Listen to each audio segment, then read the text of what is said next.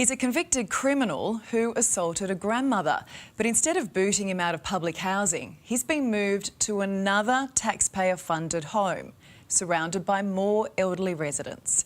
And guess what? He's terrorising them too. Who's got the right to come into my house? This is what life's like living next door to Troy Bennett, a man a magistrate described as the neighbour from hell. I want to fight you or suck my proverbial. His criminal rap sheet would leave anyone scared, let alone the elderly public housing tenants the department has decided he should live alongside. Take your Audi and f*** off! What's it like living near Troy Bennett? A nightmare. A complete nightmare.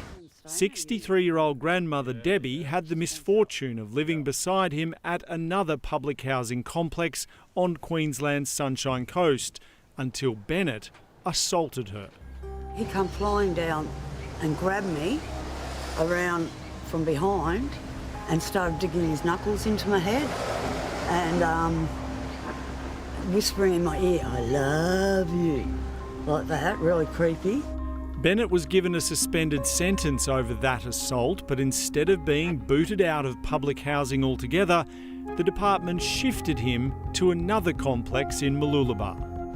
And I'm in my 60s. And yeah, he just terrorised everybody. What sort of verbal abuse does he throw around? He'd pull his yelling and screaming, calling your names and telling you he wants to kill you. The tenants living here and nearby are too afraid to speak on camera about Troy Bennett, but we've obtained several hours of audio clips capturing what life is like at this once peaceful complex since Troy moved in. Take your silver VW and off to hell. His language is littered with profanities, much of it fueled by alcohol abuse. Who's with my TV?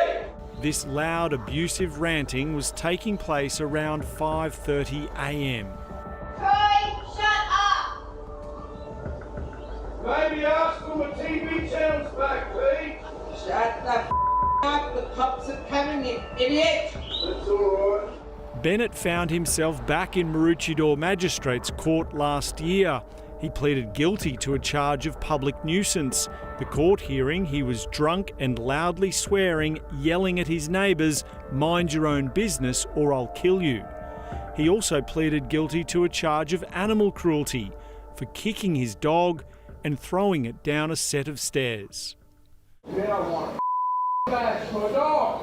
How did he treat his dog? Oh my God, that poor dog used to come to my place. He'd yell at it and scream at it and kick it. Bennett served 17 days in custody, with his lawyer describing it as a detox for his alcohol abuse, also detailing his history of mental illness. That was the 5th time in a year he'd faced court, with 2 probation orders and a suspended sentence. Magistrate Matthew McLaughlin said, "Sounds like a sad story. The neighbour from hell, a drunk who ruins people's lives." activating his suspended sentence for the previous assault on Debbie, but releasing him on immediate parole. That delivered Troy Bennett back to this public housing complex to continue his abusive behaviour. So maybe after they f*** off, she can organise something, and you f*** off. The department are failing. A relative of one of the tenants spoke to us on condition of anonymity. What's it like for your elderly relative living in that same complex? Her quality of life since he has moved there has severely diminished.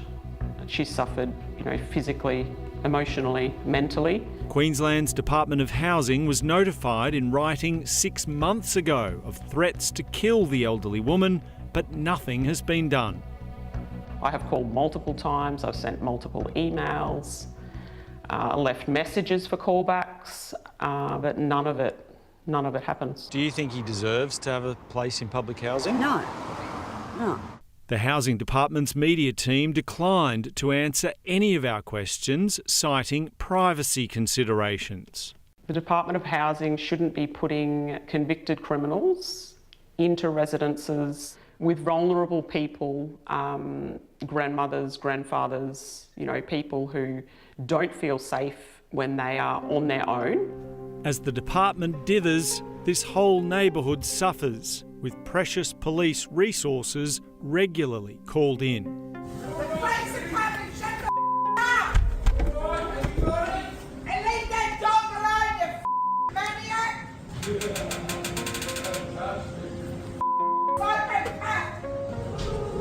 I know how bad he was here and how frightening he is, We deserve to be able to just be peaceful and live our life. Calm down. Downstairs underneath me. He's telling me to calm down. What do you think of this strategy from the housing department to just shift problem tenants from one place to the next? It's not working, and it's not fair, and it's not right. I've got demons, mate. Come and cast by the enemy. How can anyone expect elderly, vulnerable people to live like this? The Housing Department has ignored their complaints, which I think is pretty gutless. They deserve better.